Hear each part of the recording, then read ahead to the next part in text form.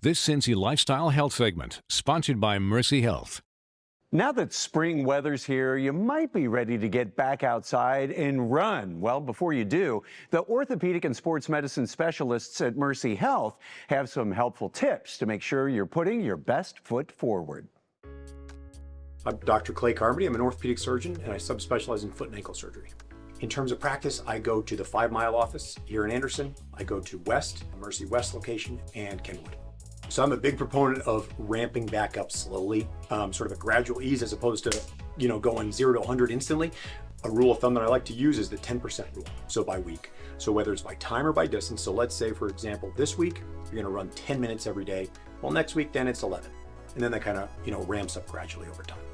So in general, if you do have weakness or maybe an underlying structural issue or instability, good idea to get that addressed before you begin a new workout plan or start increasing your activity level. Let's say someone who has recurrent ankle sprains and they keep kind of rolling their ankle, a lace-up ankle brace can be very helpful, or ultimately even a surgical procedure to kind of correct that. Other things that I'll look for if you show up, let's say, to the office would be something called point tenderness. So as opposed to a whole area where you can say, okay, my pain is in this whole general area, if you have what we call point tenderness, where you can take one finger and say, my pain is right here. Those would be things not to ignore. In other words, it's always a good idea to listen to what your body's telling you, and ultimately, if you're concerned, come in and seek treatment from a medical professional. Most commonly, what I'll see would be stress reactions or stress fractures, and there's sort of a continuum there. Other things like Achilles tendinopathy or tendinitis, inflammation of the tendon, and plantar fasciitis would be common. I will also see other things that are more acute types of injuries, so things like recurrent ankle sprains, ankle fractures, and Achilles ruptures, and some of that latter grouping might need surgery, as opposed to the former grouping, which would be mainly non-surgical to begin with. I'm biased because we have fantastic physical therapists, but I think that physical therapy is a very important part of a lot of what we're doing. And, to try to keep you active or to get you back to being active, physical therapy plays an integral role. Hi, I'm Rachel Heil, and I'm a physical therapist here at Mercy Health, Cincinnati in Anderson Township.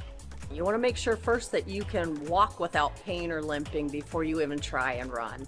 And then you want to ease in by maybe starting with a walk-run program and building in some proper rest time. And when you're able to run fully, then taking days off in between running as you're first starting.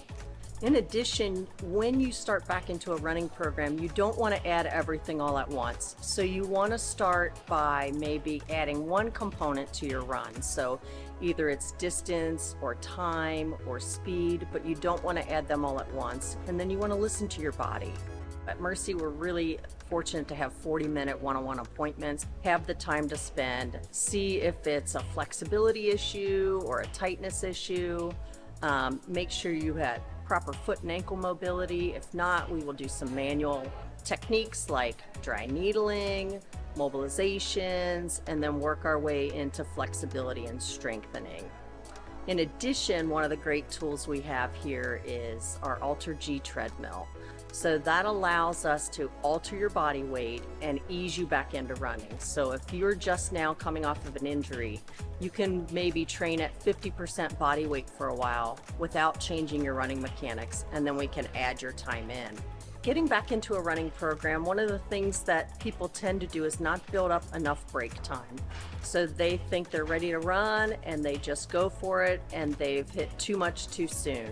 So really paying attention to what your body's telling you. If you're tolerating things well, then you're at a good level. If not, then you need to regress. In addition to just really making sure you've got the baseline strength to start that program. So in addition to our wonderful tools in physical therapy, we have some physical therapists that are RRCA running certified coaches that can help you. Or we can do a gait analysis where we take a video capture and break it down frame by frame and see if you have some deficits in your gait or your running technique all the way from head to toe. And that can help us really focus our treatments. We can really break down your gait pattern frame by frame, see if something is off or if you have deficits side to side, and they can help you build a good training program.